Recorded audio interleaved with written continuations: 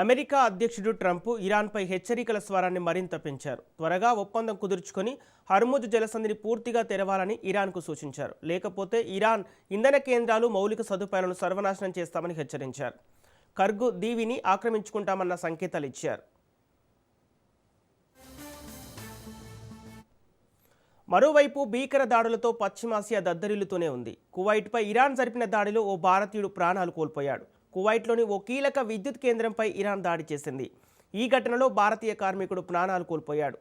10 మంది సైనికులు గాయపడ్డారు. భారతీయుడి మరణాన్ని కువైట్లోని భారత రాయబార కార్యాలయం ధృవీకరించింది. దీంతో ఈ యుద్ధంలో ఇప్పటి వరకు మరణించిన భారతీయుల సంఖ్య 8కి పెరిగింది.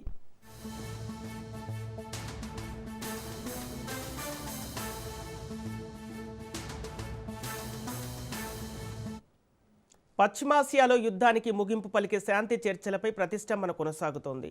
అమెరికా, ఇరాన్ చర్చలకు తాము త్వరలోనే ఆతిథ్యం ఇస్తామని తాజాగా పాకిస్తాన్ ప్రకటించగా, ఇరాన్ మాత్రం అసలు పాక్ మధ్యవర్తిత్వ ప్రణాళికతో తమకు సంబంధమే లేదని స్పష్టం చేసింది.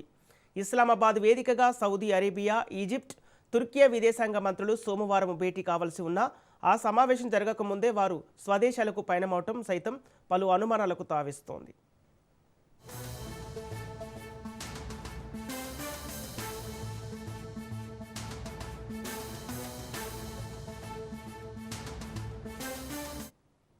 పశ్చిమాసియాలో శాంతిని నెలకొల్పే ప్రయత్నాల్లో భాగంగా ఇస్లామాబాద్ వేదికగా సౌదీ, ఈజిప్ట్, తుర్కియే, పాక్ విదేశాంగ మంత్రులు చర్చలు జరిపారు.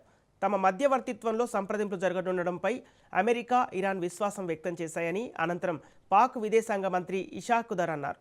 త్వరలోనే వాటి మధ్య చర్చలకు ఆతిథ్యం ఇస్తామని చెప్పారు. అయితే ఈ విషయంపై అమెరికా స్పందించలేదు. పాక్ మధ్యవర్తిత్వ ప్రణాళికలతో తమకు సంబంధం లేదని ఇరాన్ పేర్కొంది. దాంతో తాము ప్రత్యక్షంగా, పరోక్షంగా చర్చలు జరుపుతున్నామని ట్రంప్ తెలిపారు. చర్చల్లో పురోగతి ఉందన్నారు. ఏ కారణాలతోనైనా త్వరలో ఒప్పందం కుదరకపోతే, హర్ముజ్ను తెరవకపోతే ఇరాన్లోని విద్యుత్ ఉత్పత్తి కేంద్రాలు, చమురు బావులు, మౌలిక వసతులతో పాటు ఖర్గు దీవిని పేల్చేస్తామని హెచ్చరించారు.